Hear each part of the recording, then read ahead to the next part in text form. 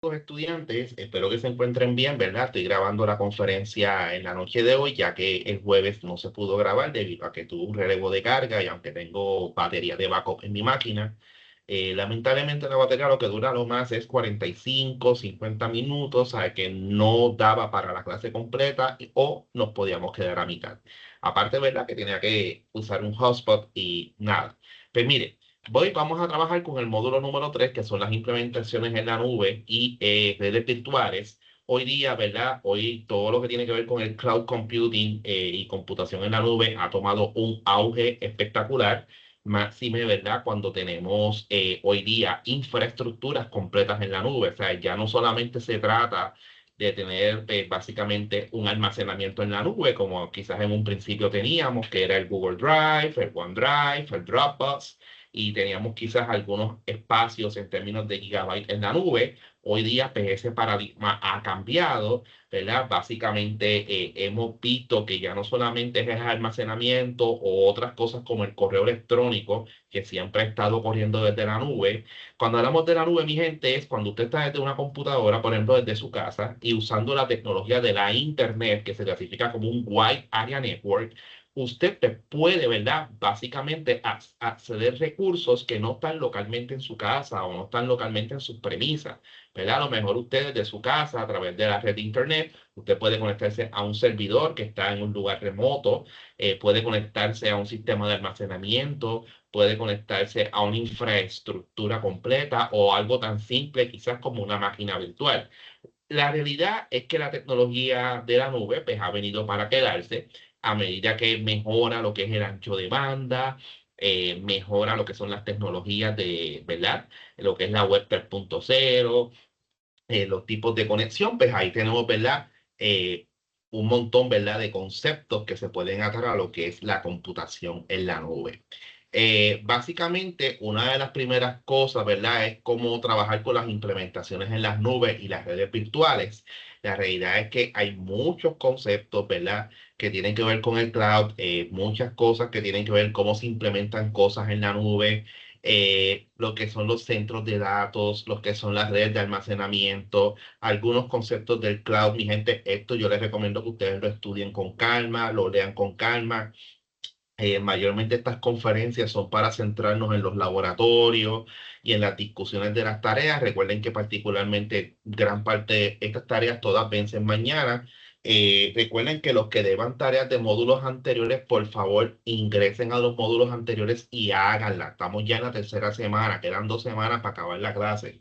¿Ok? ¿Qué significa esto? Que ya después de esta semana vamos para el módulo 4 y es importante, ¿verdad?, que ustedes hagan los arreglos para poder entregar las tareas correspondientes del módulo 3 y módulo 2 y módulo 1.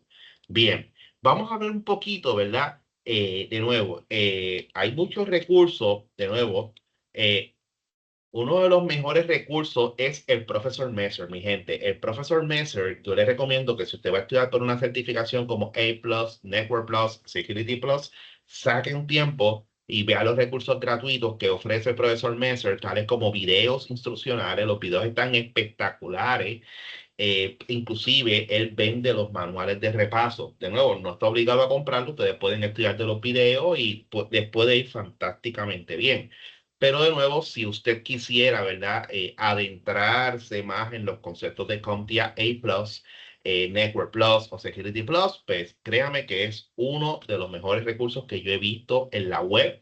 Y de hecho, los videos son completamente gratis. Mientras usted no tiene que pagar por ninguno de estos videos. O sea, que gente, esto no se da todos los días. La realidad es que usted tener un recurso tan formidable con el profesor Messer, con sus videos, créame que esto no se da todos los días. Es un excelente material lo que él imparte. Y de nuevo, yo les diría, ¿verdad?, que traten siempre de sacarle su tiempo y ver este excelente material que ofrece el Messer. De nuevo, para efectos del cloud, pues básicamente está más alineado a lo que es el Network Plus. De nuevo, usted le da clic a esta página y pueden buscar, ¿verdad? Ahí tenemos algunos conceptos de networking. De nuevo, esta clase hablamos del modelo OSI. ¿Quieres repasar el modelo OSI? ¿Qué mejor recurso que el profesor Messer. Recuerden que el contenido de Messer está bien alineado a lo que es CompTIA. Lo mismo que van a encontrar aquí, también lo pueden encontrar en la plataforma de CertMaster, a las que ustedes, o Test Out, que son las que ustedes que tienen acceso ya. Gente, estos son recursos que, de nuevo, no se dan todos los días, son recursos que están disponibles para ustedes como estudiantes. Hay universidades que no tienen estos recursos, mi gente. Yo se los digo porque yo di clase en todas las universidades de Puerto Rico. Soy profesor a tiempo completo en la Universidad de Puerto Rico. Soy profesor también en la Universidad del Turabo, Ana Geméndez, profesor del Northridge, de muchas instituciones. Y son bien pocas las instituciones las que tienen acceso a todos estos recursos, ¿verdad? Para que ustedes puedan, ¿verdad? Eventualmente retar, ¿no? Estas certificaciones profesionales de CompTIA, ¿ok? So que en ese sentido, ¿verdad? Pues, yo les diría, ¿verdad? Que traten siempre de maximizar estos recursos, aprovechar, ¿verdad? Todos los recursos que ofrece la plataforma para que en este caso, ¿verdad? Pues puedan, ¿verdad? Retar estos exámenes. Bueno, vamos a buscar el que tiene que ver con el cloud. Mira, aquí tenemos el 1.3 que tiene que ver lo que es el cloud. Vamos a ver un poco estos videos. Están en inglés, mi gente, pero yo les recomiendo que estos exámenes sí o sí los tomen en inglés. Muchas veces las traducciones al español, mi gente, no son las mejores. Y la realidad es que, de nuevo, estamos acostumbrados a usar sistemas operativos en inglés, aplicaciones en inglés.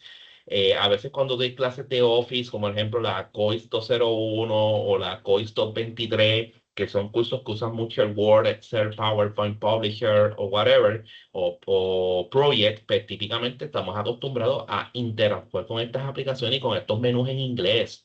O sea que mi recomendación, por favor, tome estos exámenes en inglés. Usted no tiene que ser un inglés, o sea, no se trata de que usted sepa un inglés perfecto, pero sí, por lo menos, le garantizo que con que sepa leerlo y entenderlo, puede pasar este examen. Bueno, vamos a ver el primer video, solamente son 9 minutos, para que puedan entender un poco, ¿verdad?, de lo que es el cloud y algunos conceptos. Después vamos a entonces a ver unos videos que les va a ayudar a hacer los laboratorios, y yo se los comparto, ¿ok? Vamos a ver rapidito esto. Voy a poner... Cloud computing has undeniably changed the way we approach technology. With one click of a button, we can deploy an application and multiple services, all seemingly with unlimited resources. We're able to scale up and scale down these applications as we need, providing elasticity, especially in times when we have large demand, and then scale it back down when that demand goes away. We also have applications that we can now scale up or scale down and access those applications from anywhere in the world. Cloud computing also uses multi tenancy, where many different customers are using the same cloud infrastructure. This allows for efficiency in the use of technology and efficiency in how much it costs to use this technology. Not only do we have virtual servers that can live in that cloud computing infrastructure, we can also have virtual networks. Let's take the scenario where we might have 100 individual servers that are running in our data center. That's a relatively large farm of servers. We've designed this infrastructure to have redundancy in the network. There are multiple servers, we've got load balancers and multiple firewalls, and we've designed it for uptime and availability. But now let's take this entire physical infrastructure and let's move this infrastructure to the cloud. We're going to migrate 100 physical servers to effectively one very large physical server. Inside that one very large physical server, we will run 100 virtual servers inside of it. Now that we've taken these 100 physical servers and migrated them to a cloud infrastructure, what do we do with our networking infrastructure?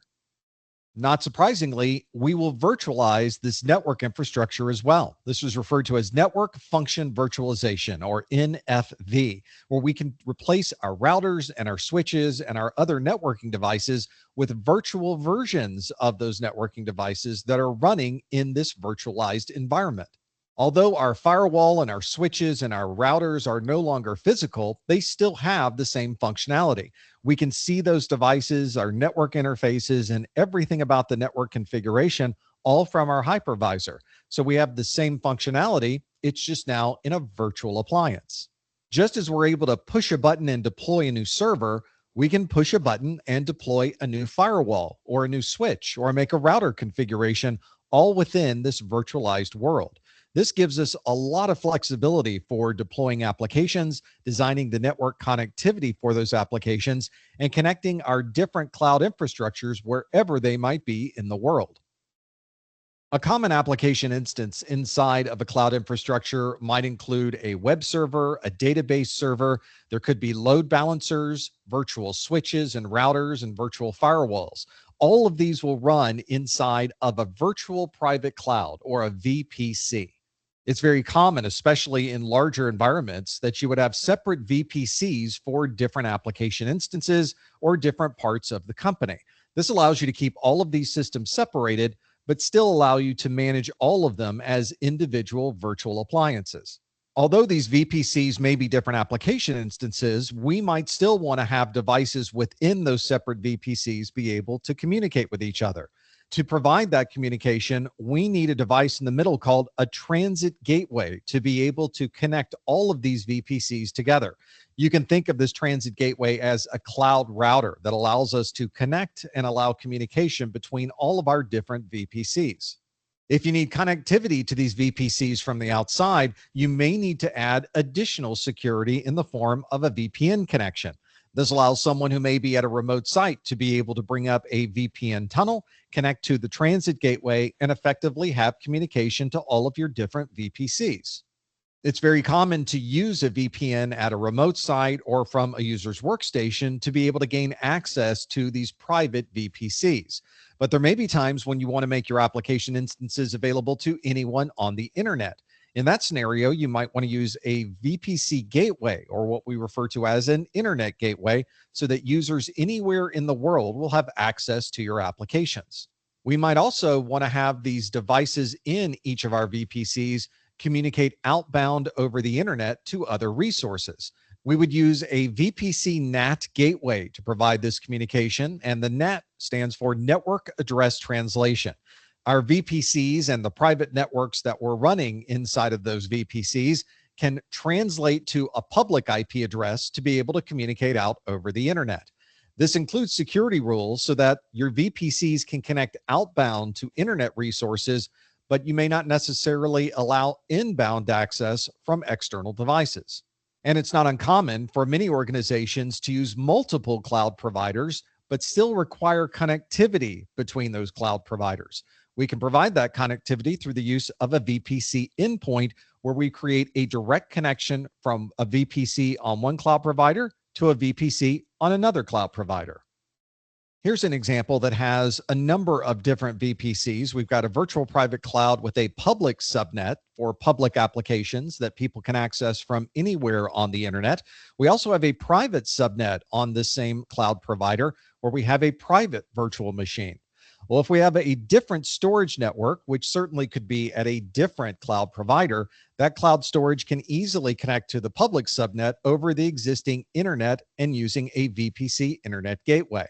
But our private subnet is not accessible from the internet, so we need to add a VPC endpoint that will allow our cloud storage to communicate directly to what is a private subnet and virtual machine. Many cloud providers will include additional security that you can layer on top of your VPCs. Security groups and lists are effectively a firewall that's created for your cloud-based services. This allows you to control what traffic can go outbound and inbound to your VPCs. Most of these are based around a series of port numbers and protocols. So you can define a TCP or UDP port number and add that to your inbound or outbound rules in your security groups. You can also add layer 3 addresses to this. So you can add IP addresses that are individual addresses, maybe an entire block of addresses using CIDR block notation, or specify IPv4 or IPv6 ranges directly within your security groups. This is very similar to configuring a traditional firewall, which operates looking at TCP or UDP port numbers. In this example, the inbound rules have a number of predefined rules, but you can customize these as well with your own port numbers specific to your application. In your cloud provider's front end, you would include in your network security list the list of rules that you would like to assign. For example, I have a rule that is inbound using TCP port 443, and any IP address is allowed to communicate inbound with that rule. I have another rule that's an inbound rule for TCP port 22, and it's the same broad range of any IP address. Once you define your network security list, it will be applied to all of your virtual private clouds. You can see that I have a virtual cloud network for subnet X, subnet Y, and subnet Z. And these very broad network security lists will automatically be assigned to each one of those individual networks. One of the challenges with these network security lists is that they don't provide a lot of granularity. When you configure a network security list, it's automatically assigned to all of your virtual cloud networks, even if you don't need that particular rule in that cloud network, and even if you need additional rules for one of the individual cloud networks. Fortunately, there are ways to add additional granularity using a network security group. With a network security group, I can assign rules to individual virtual network interface cards, or VNICs. So you can see I have similar security rules that I've defined as a network security group. I have network security group A, which is inbound TCP to port 443. And I have a network security group B, which is also an inbound rule to TCP port 22. I've identified these as the network security group A with the green shield and the network security group B with the blue shield. And you can see that I can assign those network security groups to individual network interface cards that may be inside of a virtual cloud network. This one is on a single subnet where I've defined different rules for different interface cards within the same virtual cloud network subnet. You can see by using these network security groups that we do have additional granularity that we could bring down to the individual interfaces. But this also increases the amount of administration required to manage all of these different lists. If you find that you need additional security above this, you might want to look into a virtual firewall or other virtualized platform to include additional security to your application instances.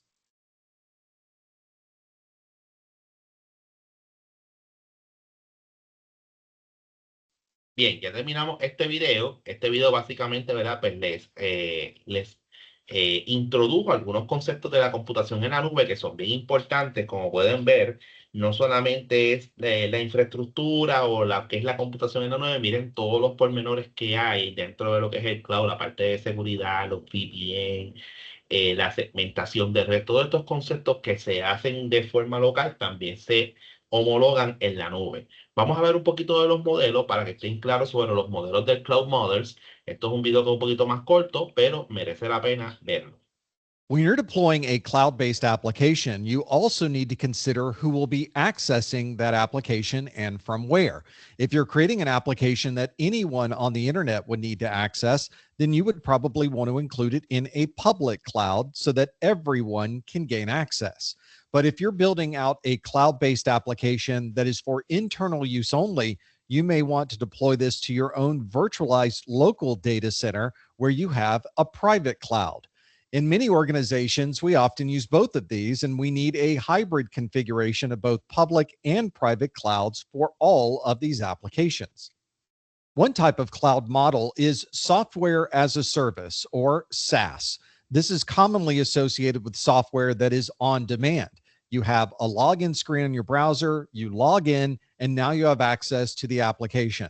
Someone else has written the application, someone else manages the application. Your data is stored somewhere within that application, and you don't have to do anything else to be able to use that particular app. You don't have a local installation of software. You don't manage or upgrade any of the software itself. Instead, you simply log in and use the app. This allows for centralized management of the application and the data that you're putting into the application, which means everything is being stored on a third-party cloud platform. This is a complete application offering, and you don't have to do any type of development work to be able to use that app. A good example of software as a service would be an app like Google Mail or Office 365, where you simply log in and use the app.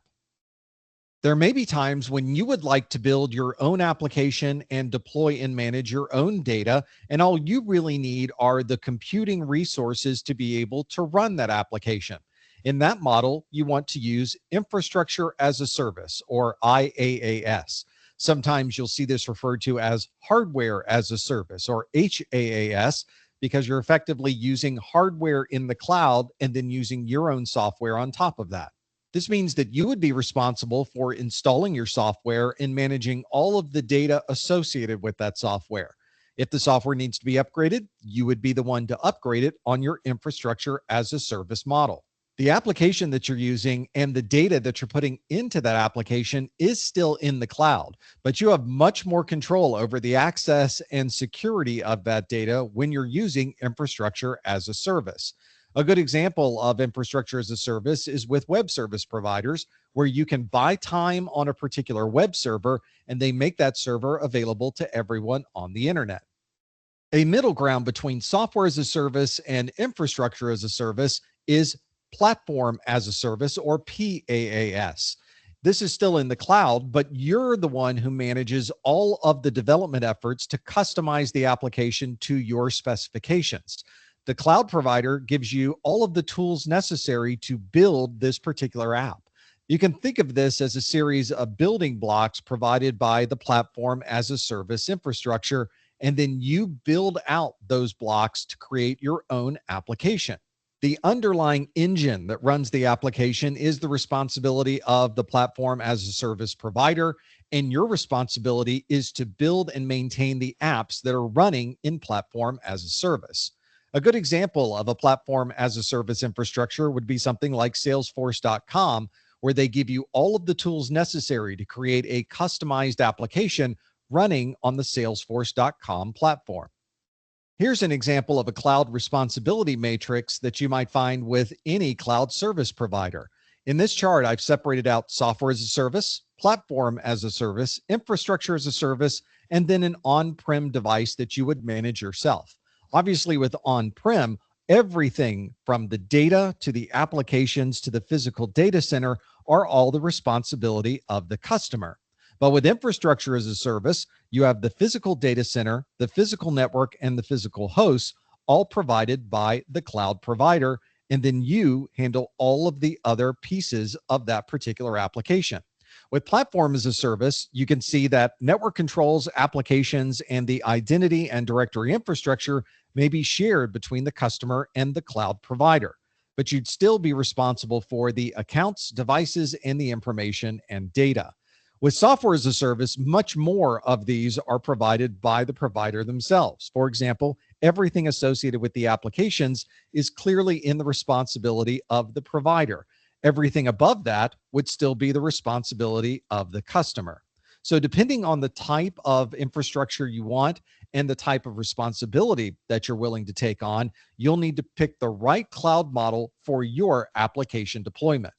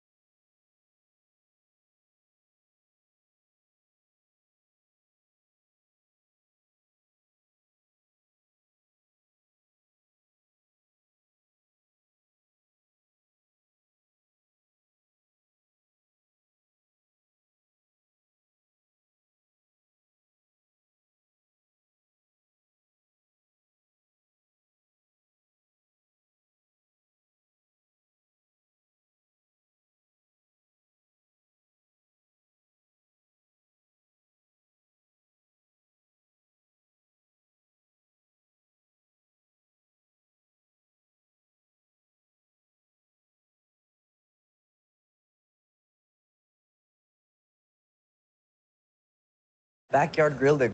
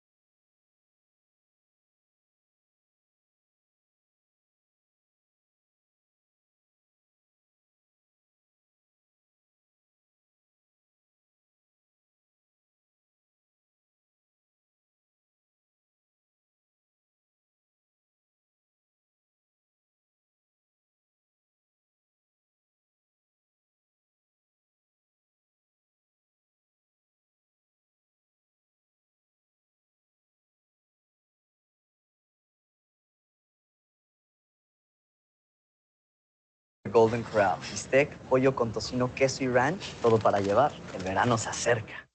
Échate para acá, mira lo que tenemos aquí. A ustedes nada más, porque está en oferta con pagos tan bajos. Hello, today we are working on lab 14.1.5 and we are going to configure an ISCSI target. You work as the IT administrator for a growing corporate network. You need to create a storage area network. Management would like you to use standard Ethernet hardware to lower the cost of the SAN implementation. In this lab, the task is to create an ISCI virtual disk on COP ISCSI using the following setting. Use a space on the volume D, name the disk ISCDSI disk 1, set the size to 5 TB, set the disk type to dynamically expanding, assign a new SES target, and specify COP file system as ISCI initiator, server with access, virtual disk. Alright, so remember this is lab 14.1.5 and we are starting right away.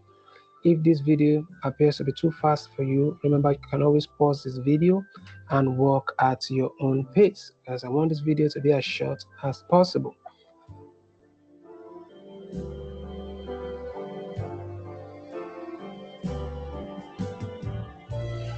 Alright, so let's start up right away. In this lab, your task is to create an ISCSI virtual disk and COP. Alright, so let's expand this and go to File and Storage, ISCSI 7 volumes, Storage Pool Shares. Okay, so ICSI, we'll go to Task and New ICS Virtual Disk, and we are going to, from our task here, use volume D. So we'll go to volume D and next, and the second task is set the name to ISCSI this one. So we type in the name ISCSID disk 1, then we go to next, and then we set the size to 5 terabytes. So this is going to be 5 terabytes. Let's change this to terabytes. Alright, so set the disk type to dynamically expanding. So we check dynamically expanding and click next. We're going to assign a new ISCSI target called SASIT agent. So we click next and then ISCSI agent 1, target 1, ISCSI target 1, and click next, and then we are going to specify COP file system as an ISCSI initiator server with access to the virtual disk. So we go here and we add and we browse and we enter COP file 16 and check name. Let's see, okay, and then click next and create. So this is completed, so we click close, and I guess that is all we need to do right here. So let's go ahead and check our answers. Alright, so everything seems correct. If this video was helpful, remember to share so that others can benefit also. Like and subscribe to the channel. Thank you for watching, and I'll see you in the next one. Ok, mi gente, ya pudimos ver el primer laboratorio, ¿verdad? Ya con el video que les coloque aquí, sí o sí, a los que no lo han podido hacer, lo van a poder hacer sin ningún problema. Como pueden ver, configurar una tarjeta SCSI o iSCSI, como le decimos en el campo, es relativamente sencillo. Claro, para esto requerimos que usted tenga, claro, si usted lo fuese a hacer usted en su máquina, ¿verdad? No usando los laboratorios de test out, pues tendría que tener instalado en su máquina una edición de Windows Server, ¿verdad? Puede ser el server 2022, server 2025, puede ser el estándar o el data center. Claro, y tener el storage suficiente para hacer este tipo de ejercicio. Vamos al próximo. En este caso, el inicializador, que sería en este caso, configuran ICSI, el initiator. Voy a buscar el video para entonces compartírselo. ¿Ves? Este fue de hace 2 meses, que esto es un video reciente. Vamos a darle un share, copy, y, ok, y ahí estamos.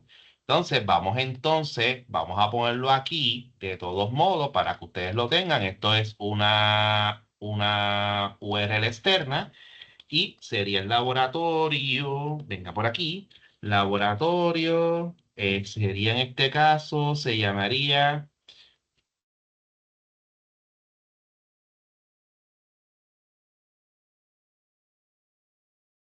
ok, y ahí lo tenemos, ok. Vamos a pegarlo aquí, control V, ok, ya está puesto el video.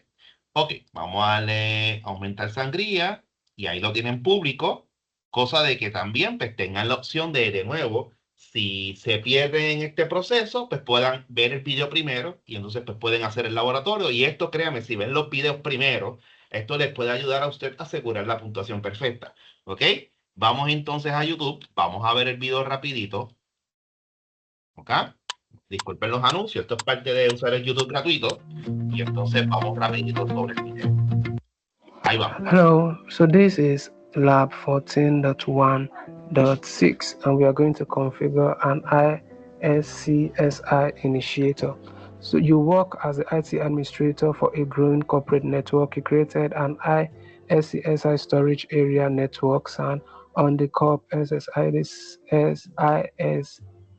server, you need to make the storage available to COP 516 users. So in this lab, our attack is to access the COP 516 server using ICI initiator, and then bring the ISCSI disks online, create a new volume using the following parameters, use all available storage from the disk, drive letter G, file system is going to be an NTFS, and this is lab 14.1.6.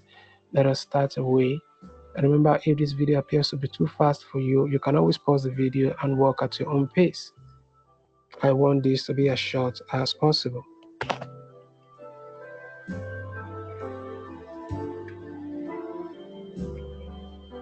Alright, so we are inside the lab. Let's start up right away. I'm going to expand this and we go to COP server and COPS 516, and let's expand this, and we using the ICI initiator discover and log. Okay, so let's go to ISCSI initiator, and what are we doing with it? We are going to log on to COP ICI target server. So target server is going to be COP ISCSI. So it's connected now and login succeeded. So click done. And what else? So we are going to close this and go to file and storage services, click on disk, and what are we doing? Bring the ICI disks online. So this is online, this is on, but this is offline, so we are going to bring this online. Click OK, yes, so it's now online. New volume, create a new volume using the following parameters, use all available storage from the disk, drive G. Alright, so server disk and next, so we use all available disks there, and the drive letter name is going to be G, so we change this to G, and then file system is going to be NTFS, so NTFS is already selected, and the name is going to be ISCSI. All right, so click on next, and everything seems correct, so we click create, and everything seems fine here, so we close this and everything seems okay here, so go ahead and check our answers. Remember, if this video was helpful to you, remember to share so that others can benefit also. Thank you for watching, and I'll see you in the next. Bueno, mi gente, pues ya vimos estos dos videitos, gente, ya yo creo que ya con esto podemos tener listos los dos laboratorios para mañana. Como pueden ver, mi gente, las tareas son relativamente sencillas, es hacer esos laboratorios. Recuerden, tenemos el foro de discusión, bien importante, mi gente, cuando hagan los foros de discusión, ¿verdad? Es importante, lean las instrucciones, bien importante cuando ustedes hagan su aportación, ¿verdad? En este caso, por lo menos debe ser de 250 palabras y usar dos fuentes académicas, ¿ok? Citadas en el texto y en formato APA, ¿ok? No pueden venir, ¿verdad? Fuentes académicas confiables. Usen el Google académico, scholar.google.com, es bien simple. Pueden usar las bases de datos académicas de la institución o algún libro de texto, ¿verdad? Pero mucho cuidado, ¿verdad? Con, en este caso, utilizar recursos que no son confiables como un wiki o un blog o cualquier una página web de estas de noticias o de artículos que no se saben dónde salieron. Mucho cuidado, ¿verdad? La idea es que ustedes el conocimiento que adquieran sea un conocimiento real. Bueno, también quiero enseñarles, vamos a poder colocar los anuncios, después tengo que sentarme a colocar los anuncios, ¿verdad? De las tareas pendientes. Este, pues lo debo colocar nuevamente porque sencillamente sé que algunos quizás pues, pueden estar perdidos y obviamente eso no es la idea, ¿verdad? La idea es que todos pues, puedan estar bien para que en este caso pues, puedan seguir adelante en el progreso del curso. ¿Ok? Vamos a los anuncios, vamos a agregar un anuncio nuevo. ¿Ok? Disculpen, es aquí. Sí, anuncios. Ajá, anuncios. Estamos aquí, agregamos un anuncio nuevo y vamos a poner el título que es el recordatorio sencillo. Recordatorio, entrega de tareas. Vamos a ponerle módulo 3. ¿Ok? Y en este caso, ¿verdad? Vamos a ponerle aquí para que estén claros. ¿Ok? Claro. De igual forma, si deben tareas de los módulos anteriores, ¿verdad? Pues no se les olvide, ¿verdad? En este caso, pues entregarla, ¿verdad? Para que en este caso pues no perdamos de perspectiva, ¿verdad? Que ya el curso va avanzando. Gente, ya estamos básicamente a la tercera semana, estamos a de 2 semanitas de acabar este curso. Mi recomendación, aprovechen la plataforma de Ser Master, saquen su ratito, hagan su plan de estudio, eh, recuerden que este curso está bien orientado a lo que es el Network Plus, so que de nuevo tiene muchísimos recursos para que ustedes puedan estudiar.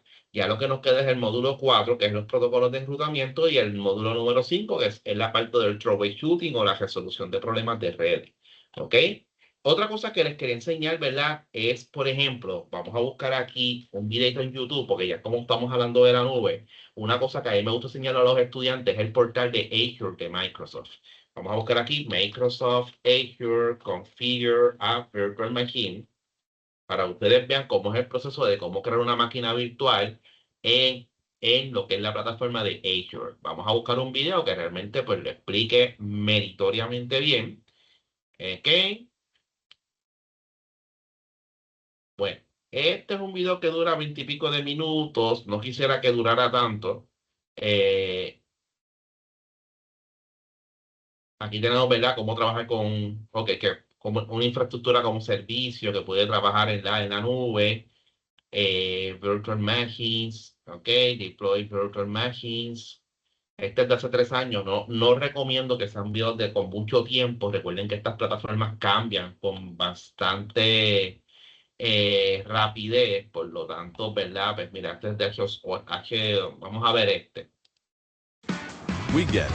You work hard, and every dollar counts. So get the gear that To create a virtual machine in Azure, you navigate to portal.azure.com.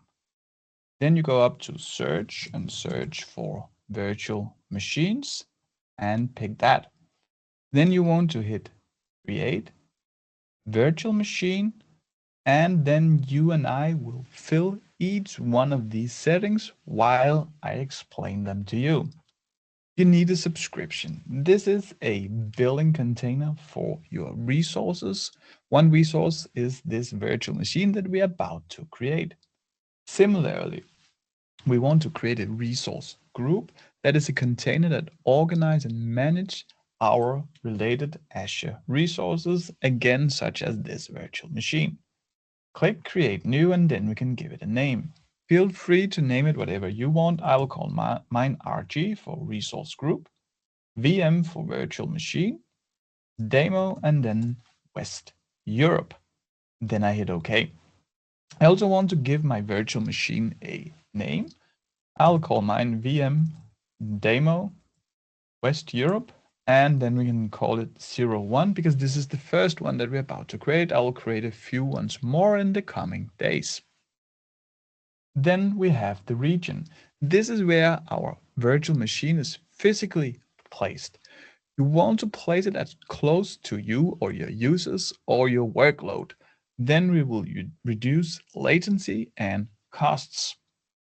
So if you're not living close to West Europe, you will just pick another region.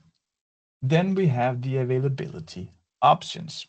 Here, the availability zone is recommended for production because then our resources will be physically separated in the region.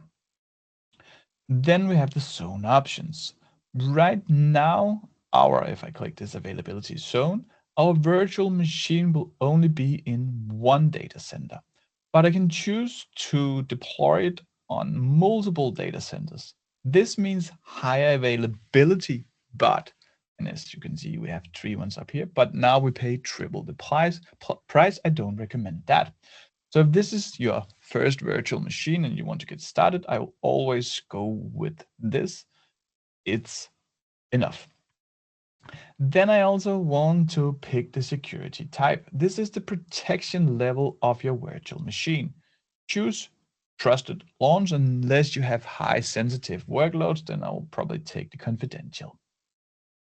Then we need to choose the operating system on our virtual machine. Click See All Images. So what operating system do I want? Do I want Alma Linux? Do I want Windows 10, Windows Server, Ubuntu? I think I go with Windows 11 for this. So I click this drop down and I will take the Windows 11 Pro x64 Gen 2. And there we have it. Now I can choose to get a discount. Then Azure will send me to where they have available resource. I don't recommend this, but because then they can revoke that access and it will be unstable. So only use it for testing if you want to take this.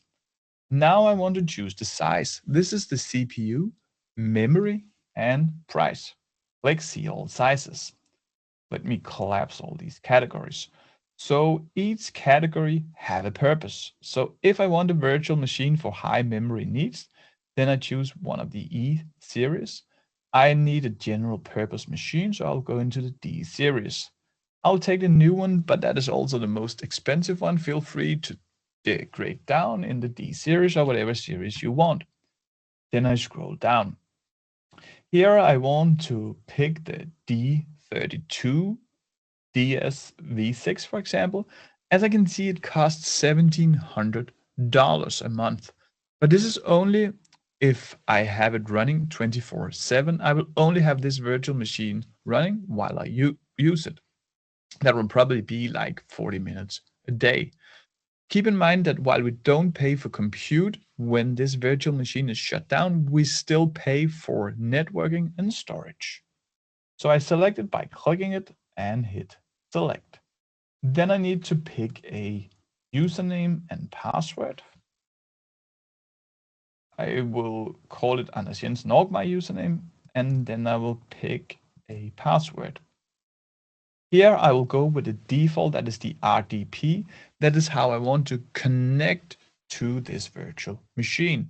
Keep in mind that I open this connection to the entire internet. Of course, they need to have my username and password to log in, but still. You can also choose to close this and then you'll need to log in to, for example, Azure Bastion. We also need to confirm that we have a Windows 11 license. We have that, right? And then I can choose to configure it further. I will hit review and create. And please, if you like this guide, then give it a thumbs up down here below. That will really help me and my channel a lot. Thank you. Then we can also see that the price is $2.39 an hour. Not a lot, but if you have it running the entire month, that will be $1,700. I'll hit create and then I will fast forward over this deployment. This will take like 2 minutes. And that's it. Our deployment is complete. Then you want to go to the resource, like here. What we see here is that it runs. You can see here that it's started because that is grayed out. If I want to stop it, I can do that. Keep in mind that now we pay whatever the hourly cost is. I will recommend that you go to operations over here and take the auto shutdown. Let's say I forget to shut this down manually, then I will have a rule saying that this shuts down at midnight. You can change this time. So pick something in the night where you don't work, and I can choose the time zone. I live in Copenhagen. Then I can hit save. Now, if I forget it, this will shut down, so I'll not be billed a lot of money. Then we also need to, I go to overview. So when I need to connect to this virtual machine, then I hit connect. You, just you, building your app on base 44. Connect. Then I will download an RDP file. Here you can see it warns me it's not dangerous, so I'll choose keep. Then let me show you the file. It comes here in my downloads. I will recommend that you save this file because you will use it each time you want to connect to the virtual machine. Double click to open it. Then I will hit connect. You will need to provide your password here, so I will do. And then we will connect. Hit yes. Now our virtual machine has started. As you can see, we're logging in Windows. The first time, like in every Windows installation, this is a little bit slow. You also need to accept a few things. So what we will do here is that I want to show you that I can go up here in the top, and here I can choose to change the size of this container. It will do nothing to the virtual machine. It will still be there. I can also minimize it. I have it down here. Let me maximize it and fast forward once more. And now I have my virtual machine. I can use it just like my Windows computer. I have a start menu. I can install applications and much more. And again, I can go up here and I have it in my container. So I can work on my computer and the virtual machine. Keep in mind again that we are built right now. So each time I don't use it, I want to go to, let's show you how we get in here. Again, we go to portalazure.com. Then you can find your virtual machine here. So if you stop it, just do this, then you click yes. Keep in mind that your virtual machine will shut down right now. So now it's stopping. As you can see here, it's actually shutting down over here. Now we're only built for storage and networking. So I can just hit OK here. Your next video about automating Windows, automating web pages and all applications with drag and drop and low code is right here. You should go watch it. Ok, mi gente, pues ya vimos un poquito, ¿verdad?, de cómo configurar las máquinas virtuales en Microsoft Azure. Como pueden ver, Welcome to another episode of Azure video series from. O sea, esto es interesante, ¿verdad?, cómo podemos configurar desde máquinas virtuales hasta infraestructuras completas en la nube. En este sentido, Azure es una de las plataformas, ¿verdad?, que se está utilizando bastante porque es de Microsoft, pero también tenemos Amazon Web Services, tenemos el IBM Cloud, por mencionar otras herramientas que podemos usar para hacer implementaciones en la nube, ¿ok? Gente, cualquier duda o pregunta, estamos en la mejor disposición. Recuerden que para efectos de este módulo tenemos 3 tareitas, ¿verdad? Tenemos en este caso el foro de discusión, tenemos en este caso, ¿verdad? Recuerden que los foros de discusión, bien importante, ustedes hacen su aportación inicial, pero es bien importante que ustedes respondan al menos a todos de sus compañeros, ¿ok? ¿Esto para qué? Para promover la interacción social en el curso. Recuerden que como es un curso completamente a distancia, ustedes no se están viendo las caras, por lo tanto hay una distancia transaccional evidente que tenemos que trabajar, ¿ok? Bien, Dudas, preguntas o comentarios, estamos en la mejor disposición. Recuerden, ya tenemos pendiente para mañana la entrega de estos dos laboratorios y el foro de discusión, ¿ok? Ya para efectos de los laboratorios, pues tienen básicamente dos tutoriales que les van a ayudar sí o sí a poderlo hacer. Y tenemos el foro de discusión, que obviamente hacer una revisión literaria de la información que necesitan para poderlo contestar, ¿ok? Me dejan saber cualquier duda, pregunta, comentario o inquietud, ¿ok? Voy a estar pendiente ahí.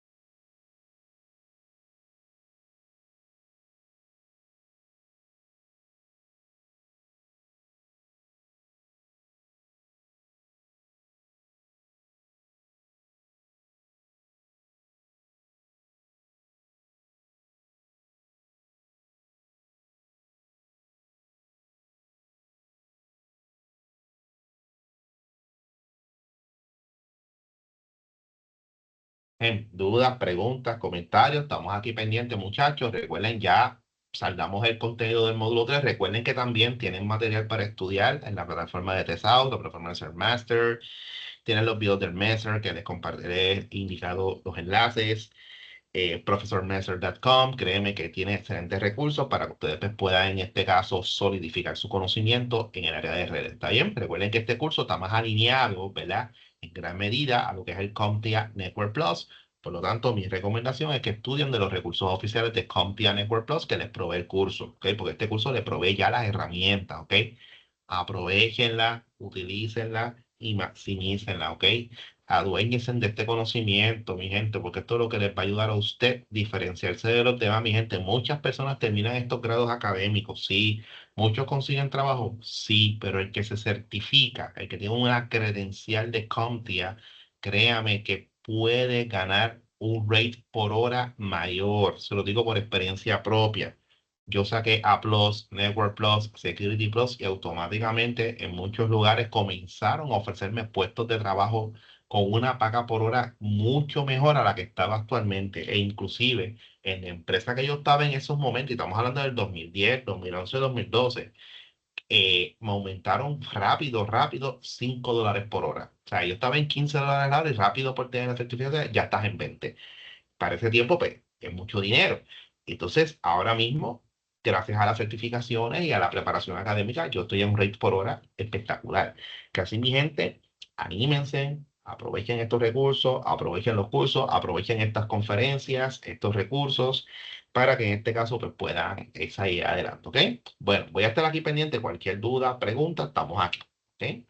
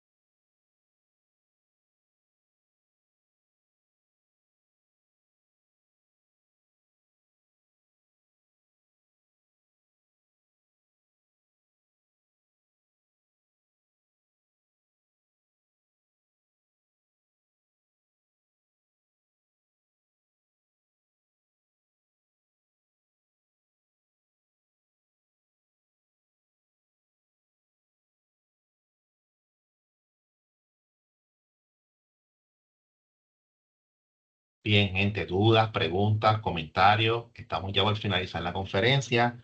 Por favor, me dejan saber, ¿verdad? Lo que les pueda ayudar. Estamos aquí. Ya estamos básicamente a la de 3 minutitos. Mayormente yo permanezco la hora.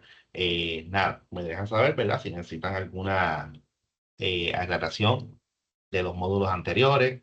Recuerden que también en los módulos anteriores yo le puse también los videos. Miren, aquí tienen los laboratorios, ¿verdad? Los enlaces para que se puedan dejar llevar, igual para el uno. O sea, yo he puesto, ¿verdad? Pues toda la información, ¿verdad? De tal manera que en este caso, pues tengamos ese acceso, ¿ok? Bien.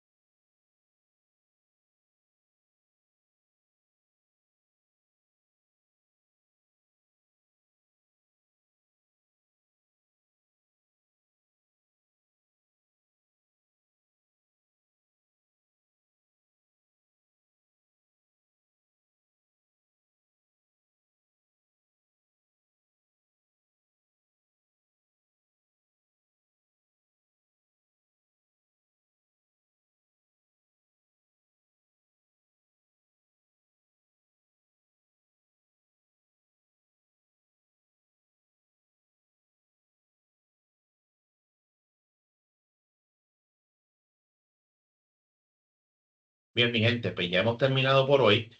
Cualquier duda, pregunta, comentario, recuerden que voy a estar pendiente a la bandeja de entrada. Tan pronto termine la clase, voy a empezar a contestar los mensajes.